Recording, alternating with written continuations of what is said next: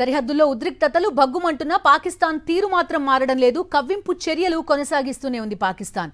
భారత్ని మరింత రెచ్చగొట్టేలా రెండోసారి క్షిపణి పరీక్ష నిర్వహించింది పాక్ ఆర్మీ. ఈ మిసైల్ టెస్ట్ విజయవంతమైందని ప్రకటించింది. శనివారం ఉపరితలం నుంచి ఉపరితలానికి ప్రయోగించే అబ్దాలీ మిసైల్ ని పరీక్షించింది పాక్. 450 కిలోమీటర్ల రేంజ్లోని లక్ష్యాలను ఛేదించగల బాలిస్టిక్ మిసైల్ ని టెస్ట్ చేసింది. తాజాగా మరోసారి క్షిపణి పరీక్ష చేపట్టింది.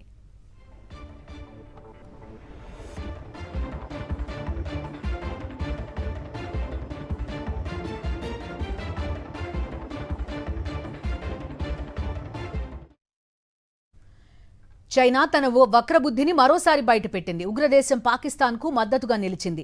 భారత్లో ఉద్రిక్తతల వేళ పాక్ అధ్యక్షుడు జర్దారీని కలిశారు చైనా రాయబారి. సంక్షోభ సమయంలో ఇస్లామాబాద్కు అన్ని విధాలా అండగా ఉంటామని డ్రాగన్ హామీ ఇచ్చినట్టుగా తెలుస్తోంది.